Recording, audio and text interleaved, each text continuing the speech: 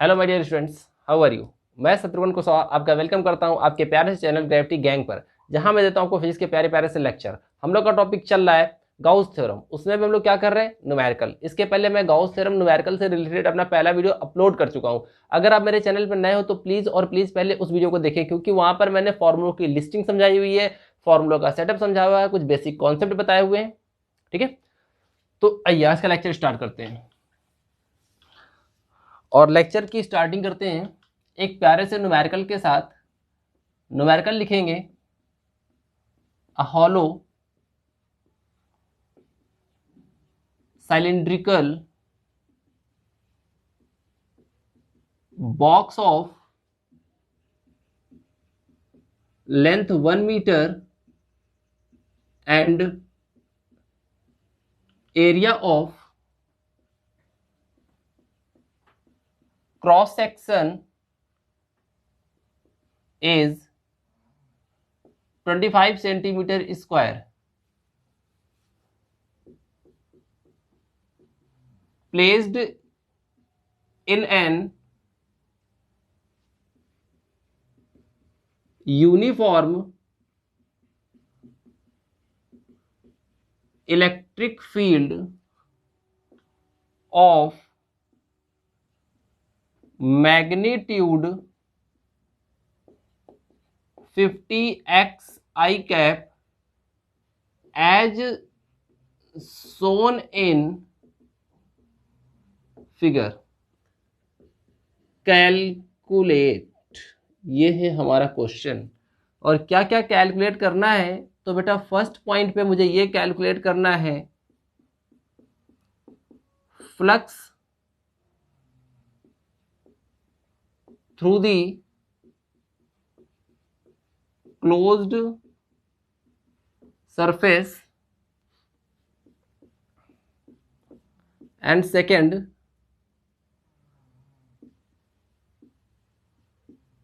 magnitude of charge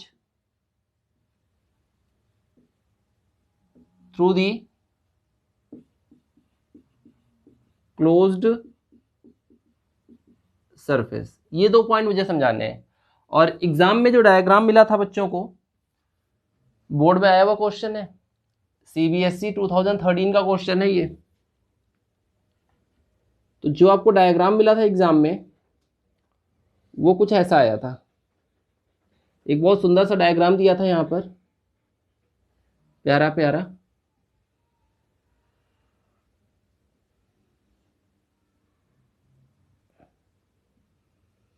कुछ इस तरह का था।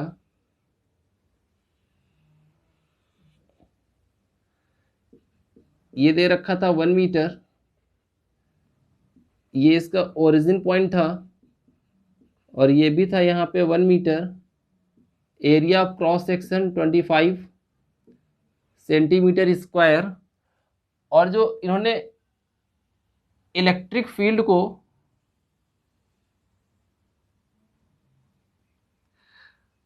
शो किया था वो एक्स एक्सिस के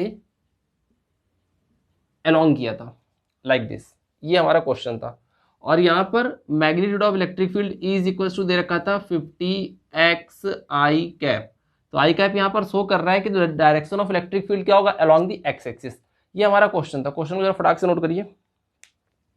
क्वेश्चन को फटाक से नोट करिए। दो चीजें बतानी है, फ्लक्स थ्रू दी क्लोज सरफेस, इस सरफेस से टोटल नेट फ्लक्स क्या होगा, और दूसरी चीज magnitude of charge through the close surface. Charge का मैग्नीट्यूड भी मेरे को समझाना है। ओके, बोर्ड का बहुत अच्छा क्वेश्चन है, नोट करिएगा, लॉन्ग क्वेश्चन है। चलिए स्टार्ट करूं, मैं स्टार्ट करूं। क्वेश्चन नोट हो गया। देखिए पहला पार्ट, इन्होंने कहा flux through the closed surface. Question सबने नोट कर लिया। देखिए सॉल्यूशन। पहला पॉइंट, मेरे को फ्लक्स बताना है।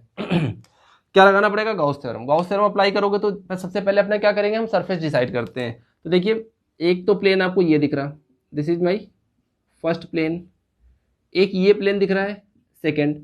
और बहुत ज़्यादा अगर आप दिमाग लगा रहे हो ना, तो आपको ये कर्व्ड सरफेस दिख रही है। तो यहाँ पर आप लोग चाहो तो इसको यहाँ पर थर्ड प्लेन कह सकते हो। सबके वेक्टर एरिया बना लीजिए। तो मतलब इस पहले वाले प्लेन का जो वेक्टर एरिया होगा वो कुछ ऐसा होगा। क्यों होगा, मैंने बहुत समझाया हुआ है। वेक्टर एरिया का मीन्स क्या होता है, normal at the surface outward, normal at the surface outward. तो ये जो फर्स्ट वाले प्लेन का वेक्टर एरिया होगा उसको आपको नॉर्मल बनाना है सरफेस पे, और कहाँ बनाना है, आउटवर्ड डायरेक्शन में। सेकेंड वाले सरफेस का area vector normal at the surface outward, normal at the surface outward. और इस कर्व सरफेस का वेक्टर एरिया कैसा होगा, तो ये भी बेटा ऐसे होगा, normal at the surface outward. Is that clear? Okay, तो क्वेश्चन भी हो गया। देखिए अगर आप थोड़ा सा ध्यान दो तो फर्स्ट सरफेस के लिए अगर मैं आपसे कह रहा हूं कि φ1 क्या होगा, आप फॉर्मूला अप्लाई करोगे, फॉर्मूला लगाओगे EA cos थीटा। क्लियर है? थीटा क्या होगा फर्स्ट सरफेस के लिए, थीटा क्या लेंगे हम लोग। तो देखो फर्स्ट वाले सरफेस के लिए आप अगर ध्यान दो तो वेक्टर एरिया कैसा है, इधर की तरफ। इलेक्ट्रिक फील्ड का वेक्टर कैसा है, इधर की तरफ। एंगल कितना होगा, 180। क्लियर, थीटा तो 180 हो गया। अच्छा जरा इलेक्ट्रिक फील्ड की बात कर लो। इलेक्ट्रिक फील्ड कैसे लेंगे, तो इन्होंने देखो मैग्नीट्यूड क्या दे रखा है, E इज इक्वल टू क्या दे रखा है, 50x आई कैप। आई कैप से कोई लेना देना नहीं, यूनिट वेक्टर होता है, डायरेक्शन को शो कर रहा है, हटा दो। यहाँ पे क्या बचा 50। ये x क्या था, ये x क्या था, मैंने आपको लास्ट लेक्चर में किस तरह की प्रॉब्लम कराई थी। x का मतलब होता है distance of your plane from the origin, distance of plane from the origin. तो ये जो पहला वाला सरफेस है ये ओरिजिन से कितनी डिस्टेंस पे है, 1 मीटर की डिस्टेंस पे है। तो यानी यहाँ पे क्या कर लेंगे, x की जगह पे 1, यूनिट वेक्टर की वैल्यू 1। तो यहाँ से जो E होगा ये कितना आ जाएगा, 50 न्यूटन पर कूलम। तो देखो E मेरे को पता है। और एक और चीज, एरिया ऑफ क्रॉस सेक्शन कितना है, 25 सेंटीमीटर स्क्वायर। ओके, सेंटीमीटर में तो सॉल्व करेंगे नहीं, मीटर में मुझे कन्वर्ट करना पड़ेगा। बात समझ गए मेरी? तो अगर एरिया को मान लो, आपके लिए मैं साइड में सॉल्व कर दे रहा हूँ। एरिया कितना दे रखा है, तो इन्होंने क्या रखा है, 25 सेंटीमीटर स्क्वायर। अच्छा बेटा सेंटीमीटर को मीटर में कन्वर्ट करने के लिए क्या करते हैं, 100 से डिवाइड करते हैं। स्क्वायर लगाए तो मतलब 100 इंटू 100 से डिवाइड करेंगे, यानी हो जाएगा 100 इंटू 100, और ये क्या हो जाएगा, मीटर स्क्वायर। अपन को क्या एरिया पता है, मैग्नीट्यूड ऑफ इलेक्ट्रिक फील्ड पता है, केवल यहाँ पर प्लेस ही तो करना, और थीटा भी अपने को क्लियर है 180। तो यानी अगर मैं आपसे पूछूं कि flux through the first surface क्या होगा, तो एरिया कितना है, इलेक्ट्रिक फील्ड कितना है आपका, तो 50। एरिया ऑफ क्रॉस सेक्शन कितना है आपके पास, तो 25 अपॉन 100 इंटू 100। और यहाँ पर क्या हो जाएगा, cos 180, cos 180 की वैल्यू -1। यहाँ पे थीटा की जगह क्या करोगे, 180, cos 180 -1। तो यहाँ से देखिए जरा, 50 2 जा 25 4 जा, तो flux through the first surface कितना आ गया, माइनस का 1/8।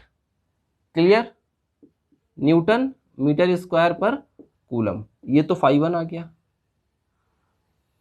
अच्छा मैं इसी तरह से अगर पूछता हूं कि बेटा ये बताओ जरा, flux through the second surface क्या होगा, फॉर्मूला लगा दो EA cos थीटा। क्लियर, अगर मैं आपसे कह दूं कि flux through the second surface EA cos theta, तो जरा थीटा को चेक करो। सेकेंड सरफेस के लिए क्या है, एरिया वेक्टर की डायरेक्शन ऐसे, एरिया वेक्टर कैसा है, नॉर्मल आउटवर्ड। तो यहां से देखो जरा, आपका एरिया वेक्टर कैसा है, इस तरह से। इलेक्ट्रिक फील्ड वेक्टर भी कैसा है, अलोंग द एक्स एक्सिस। तो यहाँ पर क्या है, वेक्टर E और वेक्टर A कैसे हो गए बेटा, पैरेलल। थीटा क्या हो गया, 0 डिग्री, क्योंकि दोनों पैरेलल हो गए। यहाँ तक मेरी बात क्लियर। अब एक और बात समझो जरा, इलेक्ट्रिक फील्ड का मैग्नीट्यूड क्या होगा, तो हमको दे रखा है इलेक्ट्रिक फील्ड, इनके हिसाब से 50x आई कैप होना चाहिए। तो I cap is your unit vector. ये x हमेशा याद रखिएगा कि ये वो वाले इलेक्ट्रिक फील्ड नहीं है कि आप डायरेक्टली यूज कर दोगे, दिमाग लगाना है यहाँ पे। तो ये हो जाएगा 50x distance of surface from the origin. तो देखो जरा सेकंड वाले सरफेस की डिस्टेंस यहां से यहां तक कितनी है, 1, और यहां से यहां तक की टोटल डिस्टेंस कितनी हो जाएगी, तो यहां से यहां कितनी हो जाएगी, 2। मतलब कि ओरिजिन से सेकंड सरफेस की डिस्टेंस कितनी हो जाएगी, 2 मीटर। यानी यहाँ पर x की जगह पे क्या आएगा, 2। तो ये क्या हो जाएगा, 100 न्यूटन पर coulomb. This is your intensity of electric field for second surface. तो यहां से आ जाओ जरा, आप अगर 5 सेकंड को कैलकुलेट करोगे तो क्या बनेगा, इलेक्ट्रिक फील्ड कितना हो जाएगा, 100। एरिया ऑफ क्रॉस सेक्शन जितना इधर उतना ही इधर, जितना इधर उतना ही इधर। तो ये कितना है, 25 अपॉन 100 इंटू 100। अच्छा एक और बात समझना, थीटा यहाँ पर क्या हो जाएगा, 0 डिग्री। कॉस 0 की वैल्यू बेटा 1, 100 से 100 कैंसिल। अगर मैं आपसे पूछ रहा हूं कि 5 ड्यू टू सेकंड सरफेस क्या हो जाएगा, तो 25 बन जा और ये 4 जा। इतनी बात क्लियर। यानी अगर मेरे से बात पूछी जाए कि यहाँ से बेटा 5 सेकंड सरफेस के थ्रू कितना आ जाएगा, तो 1/4 4। देखो कुछ कटा तो नहीं यहाँ पे, ओके ठीक है, कटा नहीं है, थोड़ा सा आप मैनेज कर लेना, एडजस्ट कर लेना। तो यहाँ से देखो जरा, मैंने यहाँ से φ1 कैलकुलेट कर लिया, -1/8 न्यूटन मीटर स्क्वायर पर कूलम, और φ2 कितना हो गया, न्यूटन मीटर स्क्वायर पर कूलम। यहाँ से φ2 भी क्लियर हो गया, φ1 भी क्लियर हो गया। अच्छा मैं मान लो, चलो ये दोनों चीजें आ गई, एक पार्ट मैंने ये कैलकुलेट किया है, थोड़ा सा एडजस्ट करना बेटा, ये चीज, और ये मैंने यहाँ से φ1 और ये φ2। ओके, पॉज करके जरा फटाक से नोट करना बेटा, पॉज करके फटाक से इसको नोट करो बेटा जरा।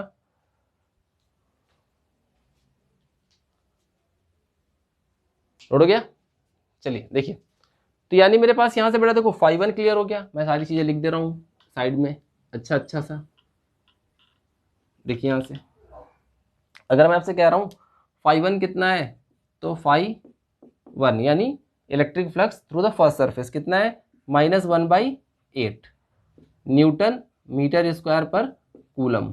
अच्छा मैंने कहा φ2 कितना आया, यानी flux through the second surface कितना आ रहा है, तो 1/4 न्यूटन मीटर स्क्वायर पर कूलम। ये दो चीजें क्लियर हो गई। अच्छा एक और सरफेस अभी बच रही होगी ना, उसको भी जरा चेक कर लेते हैं। थर्ड वाली सरफेस बच रही है, थर्ड वाली सरफेस का देखो बेटा क्या चक्कर है, थर्ड वाली सरफेस पर एरिया वेक्टर कैसा है, ऐसा है, this is the vector area, और इलेक्ट्रिक फील्ड वेक्टर कैसा है, इस तरह से चेक कर लो। देखो एरिया वेक्टर, इलेक्ट्रिक फील्ड कैसा है, यहाँ पे थीटा क्या है 90, यहाँ पर थीटा क्या है 90, यहाँ पर थीटा बेटा कितना मिला 90। तो अगर मैं आपसे कह देता हूँ कि phi through the third surface, ये वाली जो है कर्व सरफेस है, तो यहाँ पर थीटा 90 आप लगा दो जरा, ई ए कॉस 90, तो आंसर क्या आएगा, phi through the third surface, ये आ जाएगा 0। φ1 मिल गया, φ2 मिल गया, φ3 मिल गया। क्या कह रहा था पहला सॉल्यूशन, कह रहा था कि phi net through the closed surface, तीनों को ऐड कर दो, φ1 प्लस φ2 प्लस φ3 कितना है, -1/8 प्लस 1/4 प्लस 0, इतने को ही तो सॉल्व करना रह गया। यानी फाई नेट अगर आप सॉल्व करोगे तो बेटा क्या बनेगा, 8 को करो एलसीएम, -1 प्लस 2 क्या बचेगा 1/8, यानी जब सॉल्व करोगे तो 0.125 यूनिट न्यूटन मीटर स्क्वायर पर कूलम। कैलकुलेशन चेक कर लेना, आई होप कि सही होगा, 8 to the 16 4, हाँ सही है। ओके इतना नोट करिए फटाफट, ये भी पहला आंसर आया। एक और चीज मैंने पूछी थी, जिन्होंने क्वेश्चन नोट किया होगा उन्होंने किया होगा, उसने बोला था कि मेरे को magnitude of charge through close surface, ये मेरा क्वेश्चन था, अगला पार्ट था इसका। ठीक है फटाफट जरा इतना नोट करो बेटा।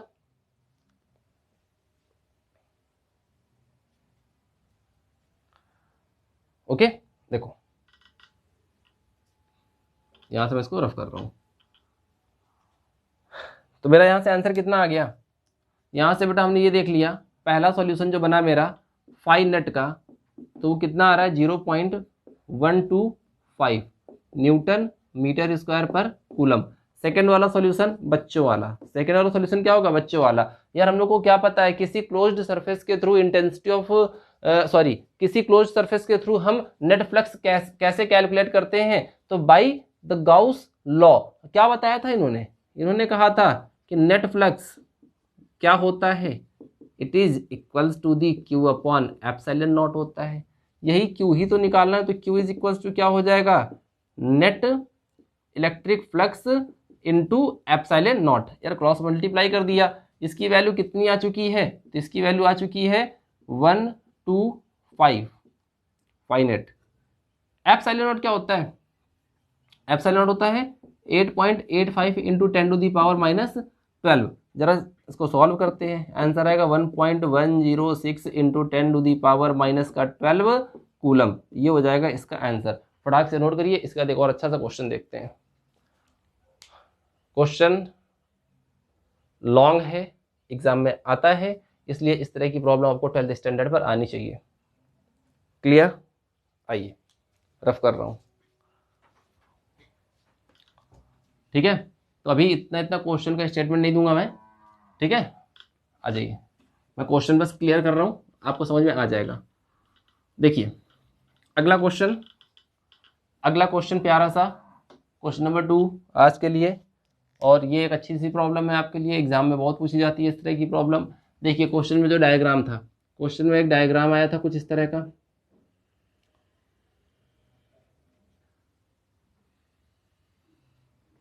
इस क्वेश्चन में बहुत से बच्चे गलती कर देते हैं, इसलिए इस क्वेश्चन को बहुत ध्यान से देखिएगा।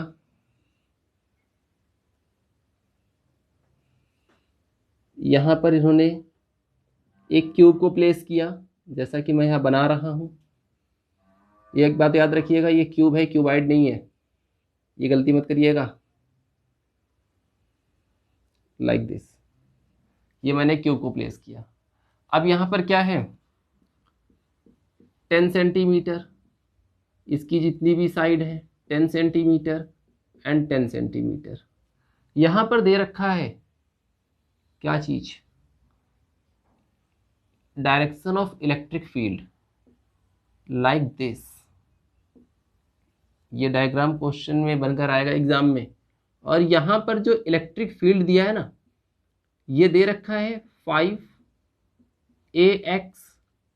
+ 2b। ये क्या दिया हुआ है सर, ये तो बड़ा खतरनाक टाइप का कुछ दिख रहा। यस, ये अब तक का सबसे बेहतरीन क्वेश्चन है। तो देखिए यहाँ पर क्या था कि हमें जो क्वेश्चन गिवन था वो ऐसा था। क्वेश्चन में ये गिवन था, intensity of electric field is directed along the positive x-axis direction which have magnitude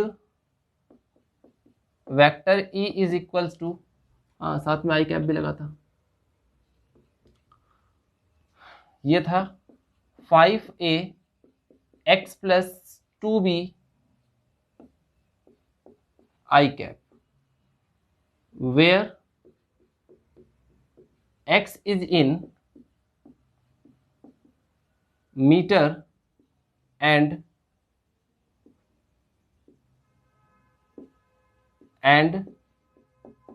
A and B are constant with dimension, where A is equals to 10 Newton per coulomb and B is equals to 5 Newton per coulomb है। कहा तो थोड़ा सा लिखूंगा, लगभग पूरा ही हो गया। तो आप भी नोट कर लो यार, कोई दिक्कत नहीं, ऐसे ही नोट कर लो, आना भी चाहिए इस तरह की प्रॉब्लम आप लोगों को। यहाँ पे मैं पूरा पार्ट कर दे रहा हूँ, ठीक है। यहाँ पर भी क्या करना था, कैलकुलेट। फर्स्ट पार्ट में बताना था net flux, phi net through the closed surface, phi net through the closed surface, मेरे को ये बताना था। और सेकेंड पार्ट में मेरे को समझाना था मैग्नीट्यूड ऑफ चार्ज। ये 2 पॉइंट मेरे को इस क्वेश्चन के समझाने हैं, ठीक है। डायग्राम बनाइए, फटाफट क्वेश्चन को स्टार्ट करते हैं। अब की बार जो क्यूब है ये ओरिजिन पे रखा हुआ है।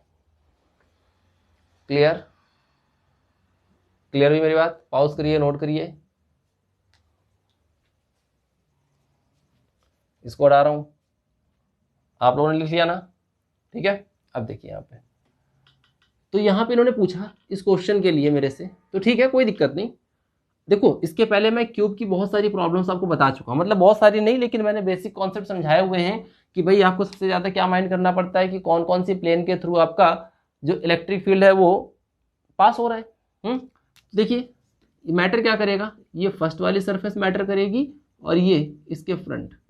यार इसके अलावा कहीं पर भी फ्लक्स बनने वाला नहीं है, क्योंकि अगर बात करोगे ना तो देखो जरा मैं समझा दे रहा हूँ। देखो अगर मैं पहले तो बात करता हूँ फर्स्ट सरफेस की, यानी अगर मैं सॉल्यूशन कर रहा हूँ और मैंने आपसे बात करा कि electric flux through the first surface, formula क्या होता है, तो फॉर्मूला EA cos थीटा, जैसा अभी तक चल रहा था, कुछ चेंज नहीं हुआ, सब कुछ वैसे ही चल रहा। आप जरा वेक्टर एरिया वेक्टर बनाओ। मैंने क्या बोला है, 3D सरफेस के लिए हर सरफेस पर आप वेक्टर एरिया ड्रॉ किया करो। इसका वेक्टर एरिया कैसा होगा, normal at the surface outward, this is a vector है। इस पर कैसा होगा भाई, ये वाली प्लेन ऐसे, ये वाली इधर की तरफ है, ओके। तो इसका मतलब इसका वेक्टर एरिया कैसा होगा, लाइक दिस। क्लियर है? अच्छा यहाँ पे आ जाओ जरा। तो यानी मैं आपसे बात अगर कर रहा हूं तो यहाँ पर देखो जरा, वेक्टर एरिया कैसे है, this is vector A. Electric field कैसा है, this is vector E. Angle कितना है, 180, ओके। अब यार एक बात समझना क्वेश्चन में कि मुझे रिक्वायरमेंट किसकी, ई और ए की। तो जरा मैं इसको साइड में आपको ई और ए आपको निकाल कर दिखा रहा हूँ कि कैसे इसको प्लेस करना है। देखो फर्स्ट वाले सरफेस के लिए E इज इक्वल्स टू, इन्होंने क्या दे रखा है, इन्होंने दे रखा है 5ax प्लस 2b। मैंने समझाया A क्या है 10 न्यूटन पर कूलम और B क्या है 5 न्यूटन पर कूलम, और x मैंने बहुत बार अभी तक क्लियर कर दिया आपको कि x का मतलब होता है distance of plane, distance of surface from the origin. तो जरा ये देखो यार, क्या पहली वाली सरफेस ओरिजिन से, पहली वाली सरफेस की ओरिजिन से डिस्टेंस क्या है यार, उसी पे रखी है। तो इसका मतलब इसके लिए कोई भी डिस्टेंस नहीं होगी। तो यार 0,0,0 होता है ना, तो इसके लिए पहली प्लेन की ओरिजिन से कोई डिस्टेंस नहीं होगी। मतलब यहाँ पर x इज इक्वल्स टू क्या हो जाएगा 0। तो यानी मैं e की बात करूंगा तो ये क्या हो जाएगा, यहाँ 0 करोगे ये पूरा पोर्शन खत्म, बचेगा क्या 2b, और मैंने वैल्यू क्या दे रखी थी b की 2 × 5, यानी कितना हो जाएगा 10 न्यूटन पर कूलम। क्लियर, ई तो हो गया। अब देखो जरा ये वाला, अगर ये क्यूब होगा तो इसकी जो सारी प्लेन होंगी वो कैसी होंगी, सेम लेंथ और सेम विड्थ, मतलब कैसा होगा स्क्वायर। तो अगर मैं आपसे ए पूछूं तो ए का मतलब क्या होता है साइड का स्क्वायर। साइड कितने की 10 सेंटीमीटर की, यानी 10 सेंटीमीटर का कर दोगे स्क्वायर, यानी क्या हो जाएगा 10 सेंटीमीटर इंटू 10 सेंटीमीटर। सेंटीमीटर को मीटर में कन्वर्ट करेंगे 10/100। एक बार कर रहा हूँ, अगली बार इतना नहीं करूंगा। 10/100 इंटू 10/100 ये किस में कन्वर्ट हो जाएगा बेटा, मीटर स्क्वायर में। क्लियर है मेरी बात, इससे इसको 2 जीरो मैंने कैंसिल कर दिया। 1/100 metre square, this is the area of a surface. Clear, सारी वैल्यू यहाँ पर प्लेस करिए। 5 थ्रू द फर्स्ट सरफेस अगर मैं आपसे कह रहा हूँ तो ई कितना है यहाँ के लिए, तो ई बेटा आपने निकाल लिया 10 इंटू ए कितना निकाल लिया आपने 1/100, और थीटा कितना है 180, क्या हो जाएगा -1। इससे मैंने इसको काट दिया, 5/1 कितना आ गया -1/10। क्लियर, न्यूटन मीटर स्क्वायर पर कूलम। इज दैट क्लियर, पहला वाला सरफेस सॉल्व हो गया। अच्छा अगर मैं यहीं पे बात कर रहा हूँ, देखो यही समझा दे रहा हूँ मैं, 5 through the second surface, 5 through the second surface की अगर बेटा मैं बात कर रहा हूँ ना आपसे, तो देखो जरा फॉर्मूला क्या लगाओगे, फॉर्मूला तो यही लगाओगे ई ए कॉस थीटा। सेकंड वाला प्लेन कौन सा है, ये सेकंड वाले प्लेन पे हो क्या रहा, सेकंड वाले प्लेन पे बेटा कुछ ऐसा चल रहा है, this is the vector A and this is your vector E, both are in same direction. Theta is what, theta is your 0। Clear, तो ये क्या हो जाएगा 1 हो जाएगा। अच्छा ई, यहाँ पर भी ई माइंड करना, ई क्वेश्चन में क्या दे रखा है 5ax प्लस 2b। तो यहाँ पर देखो जरा x, अगर ये क्यूब होगा तो ये सारी साइड कैसी होंगी, सेम होंगी। तो इसका मतलब कि ये हो जाएगा 5। ए की वैल्यू क्वेश्चन में कितनी दे रखी थी 10 न्यूटन पर कूलम, और x तो यहाँ ओरिजिन से और यहाँ तक की सरफेस की डिस्टेंस कितनी है 10 सेंटीमीटर, मतलब 10/100 प्लस 2 b कितना था 5। बेटा ये सब चीज़ें सीख लो, बहुत काम आती है। तो ये कैंसिल हो गया, ये कितना हो जाएगा 5 + 10, यानी कितना हो गया 15 न्यूटन पर कूलम। तो मेरे को क्या ई क्लियर हो गया। तो देखो जरा 5 थ्रू द सेकंड सरफेस, ई की वैल्यू कितनी है, ई की वैल्यू है 15, एरिया कितना है 1/100, और यहाँ से थीटा, थीटा बेटा कितना है मेरे पास, तो थीटा मेरे पास 0 है, तो ये कितना हो जाएगा 1। यानी अगर मैं बात करूँ तो 5 थ्रू द सेकंड सरफेस क्या आ गया 15/100, ओके, न्यूटन मीटर स्क्वायर पर कूलम।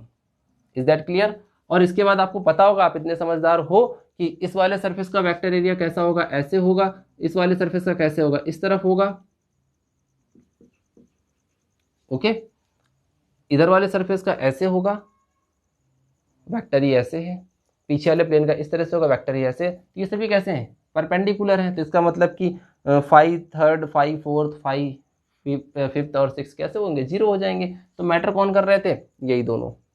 Is that clear. तो अगर मैं आपसे कह रहा हूँ कि बेटा जरा मुझे बता दो कि फाई नेट क्या होगा, तो बाकी आप समझदार हो, इसके पहले वाली प्रॉब्लम मैंने कराया हुआ है आपको। Phi first, phi second, phi third, phi fourth, phi fifth and phi six surface. तो यहाँ से देखो जरा, मैं अगर आपसे कह रहा हूँ ना कि फाई नेट क्या हो जाएगा, तो फर्स्ट सरफेस के थ्रू कितना है -1/10 प्लस सेकेंड सरफेस के थ्रू कितना है, तो अगर मैं आपसे बात कर रहा हूं तो ये है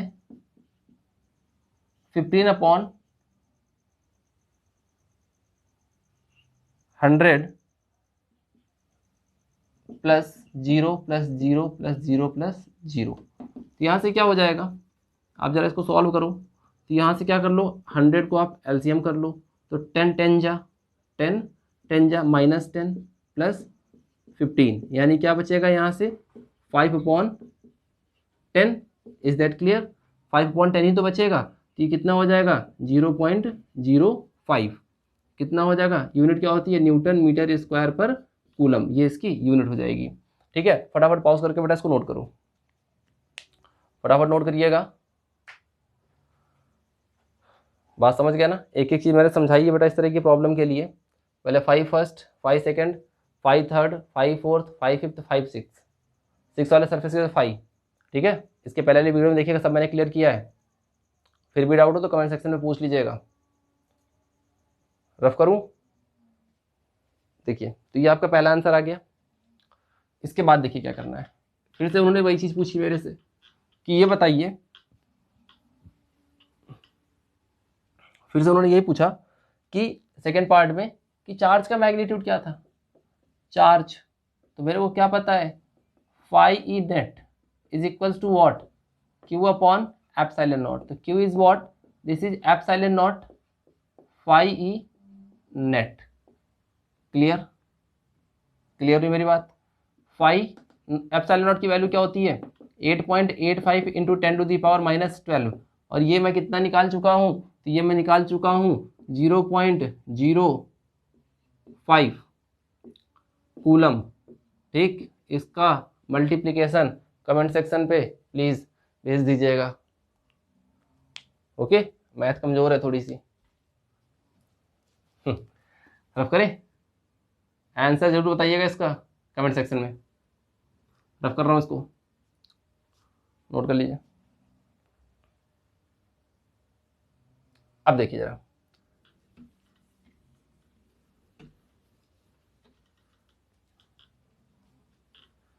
चलिए इसके बाद एक और प्रॉब्लम करते हैं बेटा, अच्छी सी प्रॉब्लम होगी।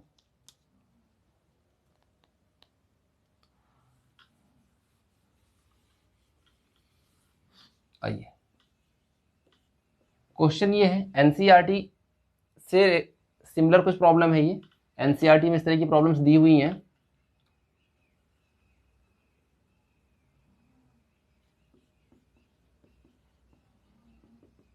Intensity of electric field is consider 4 × 10⁻³ Newton पर coulomb, then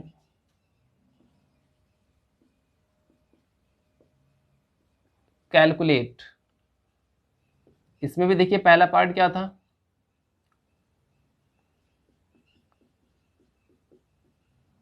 electric flux of this field through the square of side 10 cm whose planes are parallel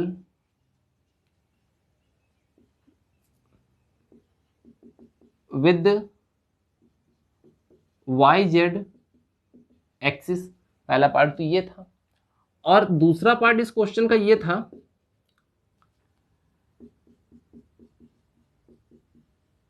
electric flux through the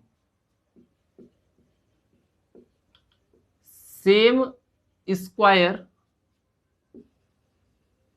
when the plane of square makes an angle of 60 degree with x axis. Okay, फटाफट question को note करिए, pause करके बेटा बहुत तेजी से question को जरा आप नोट कर लीजिए।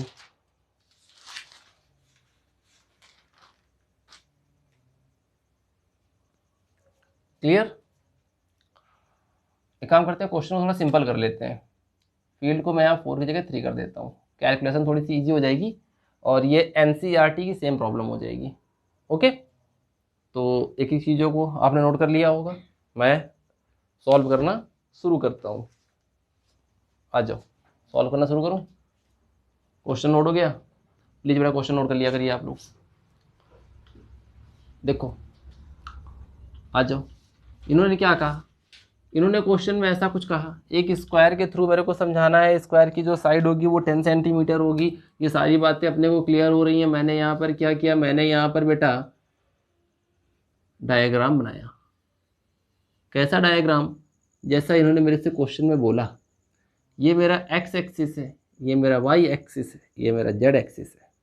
कह रहा था कि एक स्क्वायर प्लेस करिए और उसकी जो साइड होंगी, उसके जो प्लेन होंगे वो वाई जेड एक्सिस के साथ कैसे होंगे, तो पैरेलल होंगे,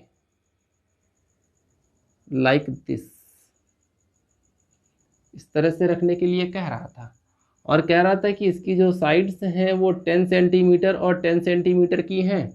ओके, तो इस कंडीशन पर इस प्लेन का वेक्टर एरिया कैसा होगा, this. Intensity of electric field कैसी होगी, लाइक दिस।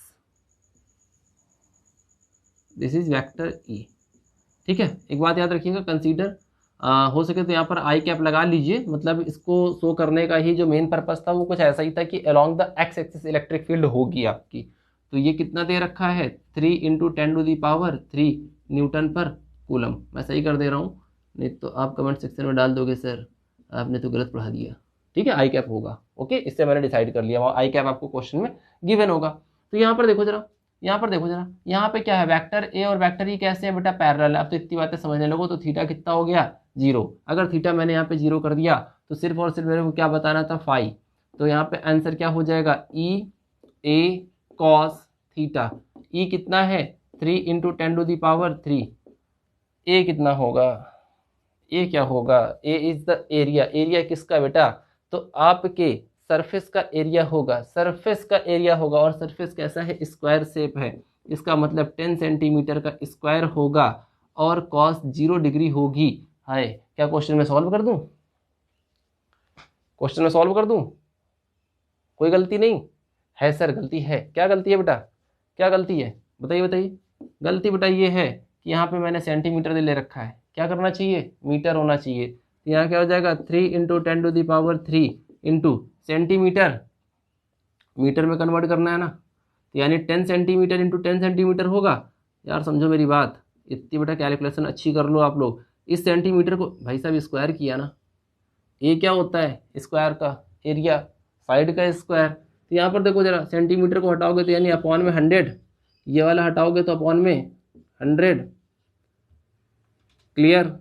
ओके, यहाँ से देखो क्या, ये और ये कैंसिल, 2 0 से 2 0 कैंसिल, ये ऊपर गया तो माइनस का, यानी क्या आंसर बचा, 30 न्यूटन मीटर स्क्वायर पर कूलम यूनिट। याद रखा करो। यस सर, आंसर आ गया।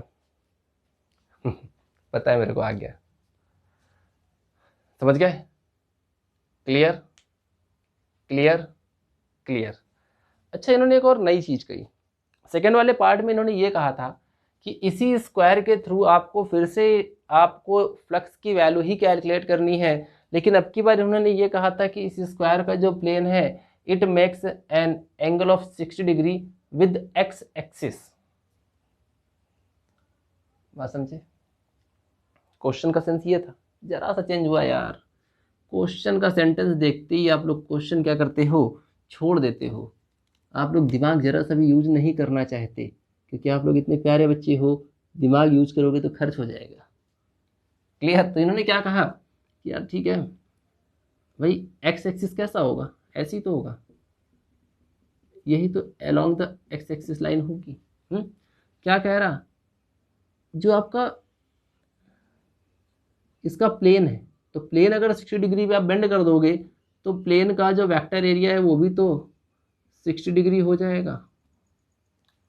यार हो जाएगा कि नहीं हो जाएगा, बोलो बोलो। पहले ही उन्होंने कहा था स्क्वायर ऐसे है, स्क्वायर के प्लेन को 60 डिग्री बेंड कर दिया, किसके साथ, एक्स एक्सिस के साथ। तो क्या इसका वेक्टर एरिया जो पहले ऐसे था वो ऐसे नहीं हो गया, नहीं हो गया, हो गया ना, यस सर हो गया।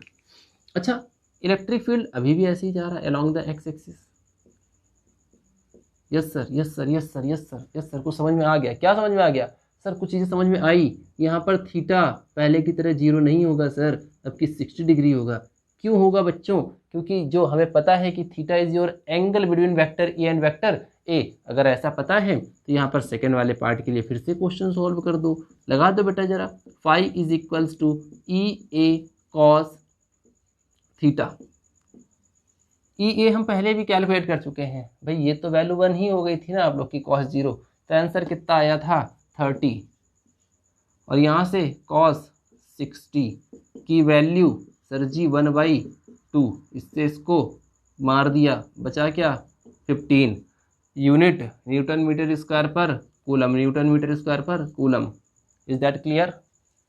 यस सर, क्लियर हो रहा, मेरी बात समझ लीजिएगा। ये सेकेंड वाले पार्ट में क्या कहा था, स्क्वायर का प्लेन जो है वो एक्स एक्सिस के साथ 60 डिग्री का एंगल बना रहा है, किसके साथ, सोचो यार, एक्स एक्सिस ऐसे, स्क्वायर ऐसे, उसने एंगल बनाया, क्या इलेक्ट्रिक फील्ड को चेंज करने के लिए उन्होंने बोला, नहीं बोला। तो यानी ऐसी कुछ कंडीशन बनेगी, जिसको डाउट वो कमेंट सेक्शन में आएंगे और हमसे डिस्कस करेंगे।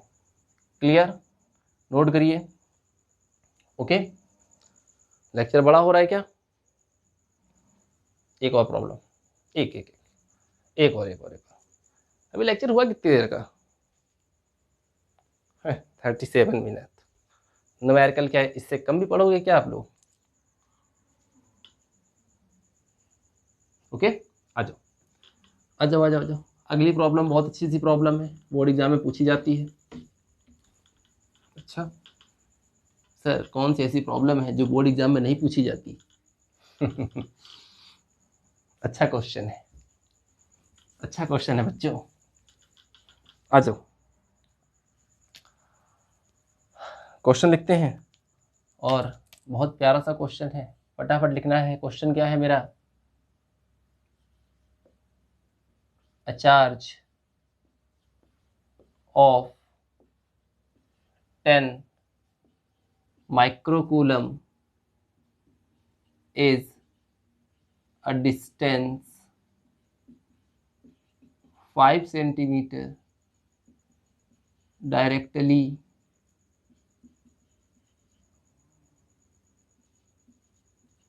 above the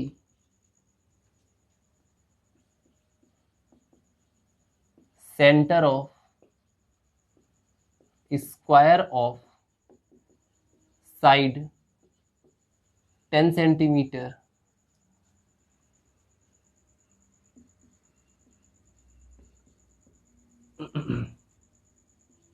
as shown in figure। ये आप लोग को बहुत चाहिए होता है, इसके बगैर तो आप क्वेश्चन देखते तक नहीं हो। Find the flux through the square. Board में बहुत पूछा जाता है ये क्वेश्चन। फिर वो ये क्वेश्चन देखिए, ये वैसे एनसीईआरटी में दिया हुआ है। अच्छा हाँ, अपना काम तो मैं पूरा ही कर दूं। क्वेश्चन ये है, यहाँ पे एक अच्छा वाला स्क्वायर भी बना था बेटा डायग्राम में, लाइक दिस वाला। साइड कैसी है, 10 सेंटीमीटर 10 सेंटीमीटर, और चार्ज कहीं यहाँ पर है, कहाँ पर है, यहाँ पे, कितने का, 10 माइक्रोकूलम। डिस्टेंस कितनी है, 5 सेंटीमीटर। ये है अपना क्वेश्चन, और इस स्क्वायर के थ्रू मेरे को फ्लक्स बताना है।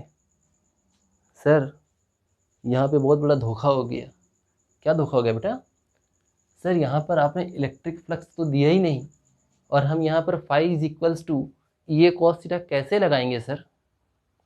अच्छा, तो इसका मतलब ये क्वेश्चन क्या पूरा नहीं है? आ जाओ, क्वेश्चन सॉल्व होगा यार। जब देखो मेरे से क्वेश्चन कभी भी नहीं सॉल्व होगा फ्लक्स का, तो गाउस बाबा का मैजिक तो हम यूज कर सकते हैं। अब ये क्या होता है, तो आ जाओ, क्वेश्चन नोट कर लिया ना? क्वेश्चन में याद रखना कि हाँ फटाफट, flux through the square, flux through the square पूछा है। इस बात को मेरी याद रखिएगा, इसने फ्लक्स थ्रू द स्क्वायर पूछा है। तो एक बात समझना बेटा कि ये जो 10 माइक्रोकूलम का जो आपने यहाँ पे चार्ज प्लेस किया है, अगर मैं इस क्वेश्चन को सॉल्व करने जा रहा हूं, इतना सब लोग पहले नोट कर लेना। नोट करने के बाद अगेन आप लिखना सॉल्यूशन, और जहां पर आप सॉल्यूशन लिखना बेटा वहां फिर से एक बार ऐसे ही डायग्राम बनाओ, फिर से चीटिंग मत करना। समझ गया मेरी बात को? फिर से बनाइएगा। अच्छा ये बताओ कि गाउस ने हमको क्या समझाया था, किसी चार्ज पर, अगर किसी चार्ज के थ्रू मुझे इलेक्ट्रिक फ्लक्स कैलकुलेट करना है तो वो क्या होना चाहिए? एनक्लोज होना चाहिए, मतलब बंद होना चाहिए। तो यार ये जो 10 माइक्रोकूलम का यहाँ पे आपने चार्ज प्लेस किया है through the square, flux through the square बताना है, मेरी बात ये याद रखिएगा, ठीक है ना? इसको क्योंकि मैं यहाँ से हटा रहा हूँ। तो देखो जरा, फिर दोबारा बना के सॉल्व करिएगा। ये वाला चार्ज एनक्लोज कैसे होगा? तो जैसा यहाँ पर स्क्वायर नीचे है ना, ऐसा ही एक काम करो, यहां पर भी एक स्क्वायर रख दो लाइक दिस, इधर भी एक स्क्वायर रख दीजिए ऐसे, और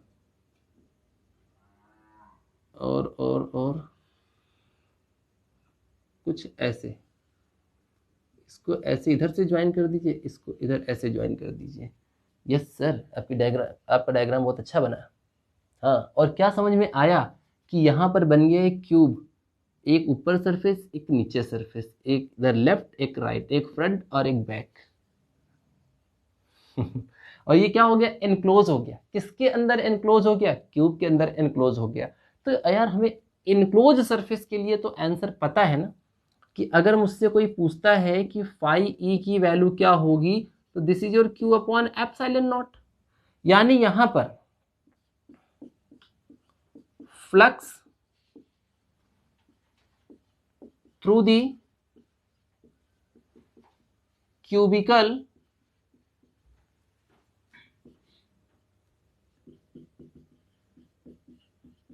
एनक्लोज्ड